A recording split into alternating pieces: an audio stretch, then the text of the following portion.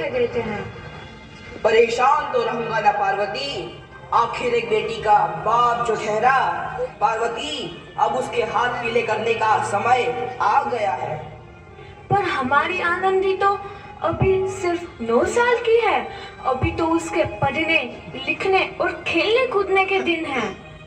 देख पार्वती, लड़कियां पराया धन होती है और जितना जल्दी इन्हें घर से विदा कर दे उतना अच्छा है। कल से आनंद की पढ़ाई लिखाई बंद।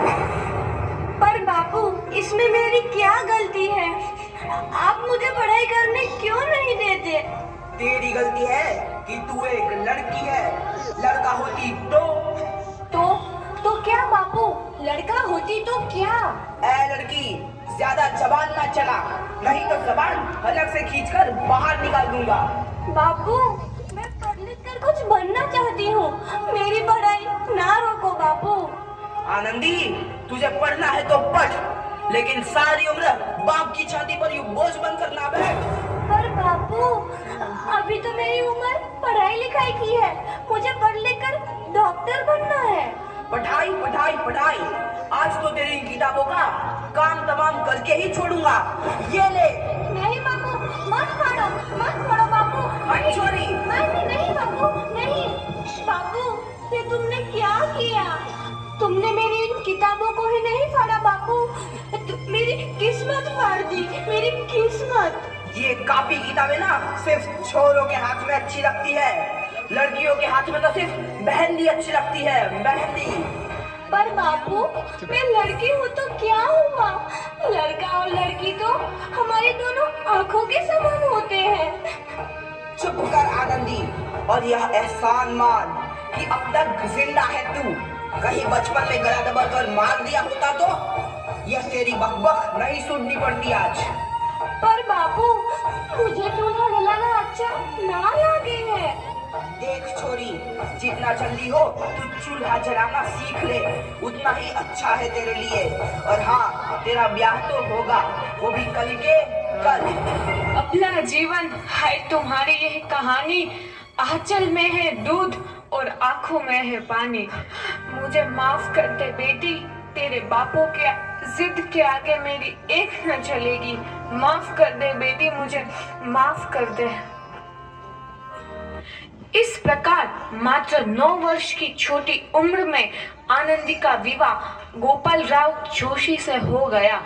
बाल विवाह एक सामाजिक कुरीति है और इस कुप्रथा का शिकार होना पड़ा आनंदी को। 5 वर्ष बाद आनंदी 14 साल की हो गई है। उसके घर एक शिशु ने जन्म लिया है। देखते हैं आगे क्या होगा। देखिए ना, इसे क्या हो गया है? इसका माथा तो अंगार की तरफ तप रहा है। इसे तो बहुत तेज बुखार है। आप बिना कुछ भी बोलते हैं, दीजिए मुझे। माधव, जल्दी से वैद्य जी को बुला के लाओ। जी, अभी बुला के लाता हूँ। ये तुम क्या कर रही हो आनंदी? भगवान की विभूति लगा रही हूँ। बस करो आनंदी, ये सब अंधविश्वास है। अरे आप यकीन तो कीजिए, भगवान की कृपा से इसका माथा ठंडा हो रहा है और बुखार भी उतर गया है ना बाबू? देखिए, दीजिए मुझे। उठो बाबू, आंखें खोलो, तुम्हें तुम्हारी माँ बुला रही है।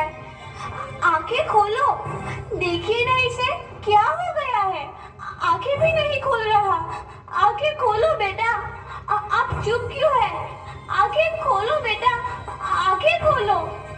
आनंदी, हमारा बेटा कभी आंखें नहीं खोलेगा। नहीं, ऐसा नहीं हो सकता। मेरे बेटे को मुझसे कोई नहीं छीन सकता, कोई नहीं छीन सकता। पागल मत बनो आनंदी। माधव, आनंदी, बंद करो ये पागलपन। भगवान ने मेरा बच्चा छीन लिया। भगवान ने नहीं, तुम्हारी अशिक्षा और अंधविश्वास ने तुम्हारा बच्चा छीना है। अगर तुम पढ़ी लिखी होती तो आज हमारा शिशु जीवित होता। तुम अनपढ़ थे आनंदी, अनपढ़। नहीं, अब मैं अनपढ़ नहीं रहूंगी। नहीं रहूंगी मैं अनपढ़, मैं पढ़ूंगी ताकि कल किसी और आनंदी को इलाज के अभाव में अपना बच्चा ना खोना पड़े। शाबाश आनंदी, और यही तुम्हारे अपराध के लिए प्रायश्चित भी है। ये बच्चा को घड़ी करके ले आया। इसको रख ऐसे रख जेब में, गरम हो रहा है। अमेज़न पर मिलेगा रोज का सामान, तो आपने आज ये क्या हो गया? Amazon आ गया। What it? Swiggy it.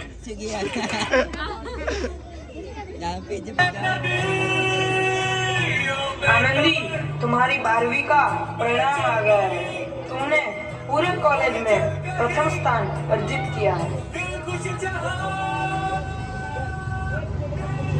Anandi, तुम्हारी मेहनत रंग लाई है। तुम्हें शिक्षा वृत्ति मिली है। ये लो तुम्हारे अमेरिका जाने की टिकट। मुझे शिक्षा वृत्ति मिल गई, मैं अमेरिका जा रही हूँ, पर ये सब मैं अकेले कैसे कर पाऊंगी? आनंदी, अपने आप को इतना कमजोर क्यों समझ रही हो? फिर इतना पढ़ने लिखने का क्या फायदा? तुम अभी गवार की गवार नहीं हूँ मैं अब गवार।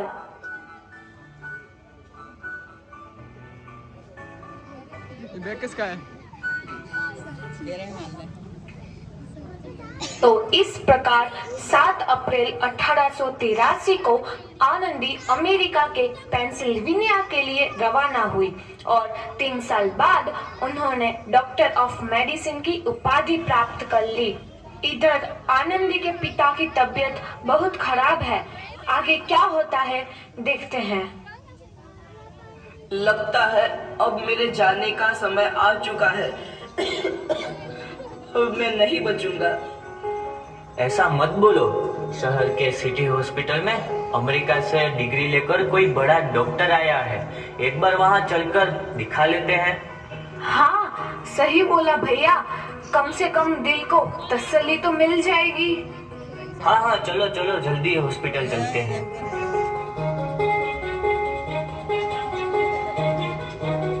इस मरीज की हालत तो बहुत ही खराब है। कोई चमत्कार ही इसे बचा सकता है। ऐसा मत बोलो भाई, डॉक्टर साहब कब तक आ जाएंगे? लो आ गई डॉक्टर मैडम। डॉक्टर मैडम जल्दी देखिए, मरीज की हालत बहुत ही खराब है।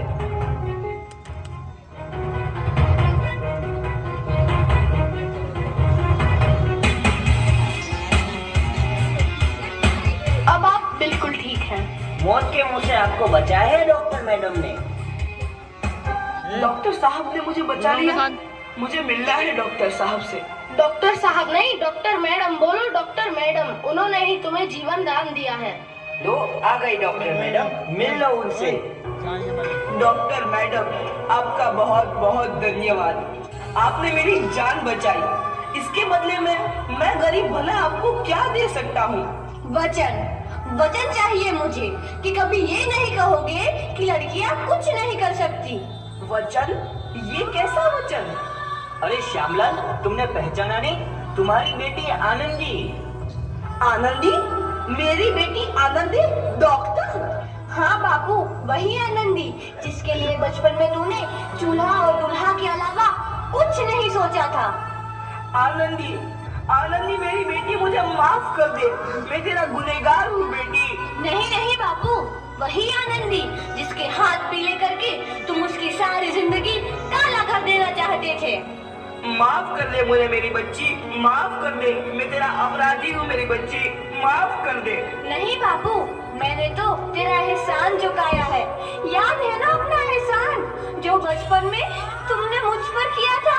ताने सुना सुना कर जीते जी मार डाला था मुझको। अब बोल, और किस किस को मारेगा?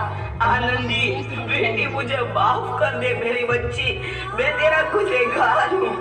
बापू, आपने ही तो बोला था किताबें सिर्फ बेटों के हाथ में अच्छी लगती है, बेटियों के हाथ में तो सिर्फ मेहंदी।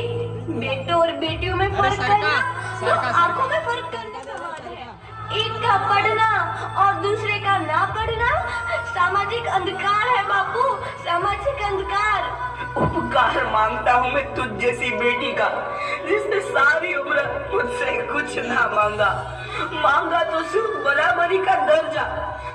वरना सच तो यह है कि मैं तेरी माफी के लायक भी ना हूँ। मुझ जैसा बाप तेरी बराबरी कर सके उसके मैं लायक भी ना हूँ मेरी बेटी, मैं लायक भी ना हूँ। अपने बापू को क्या माफ नहीं करोगे आनंदी? माफ कर दो आनंदी, माफ कर दो। सुबह का भूला यदि शाम को घर लौट आए तो उसे भूला नहीं कहते। बापू। तो इस प्रकार आनंदीबाई जोशी ने अपनी मेहनत और अटूट इरादे से न केवल भारत की पहली महिला डॉक्टर बनी, बल्कि आगे चल के उन लड़कियों के लिए सुनहरा रास्ता दिखा गई जो जीवन में कुछ करना चाहती थी।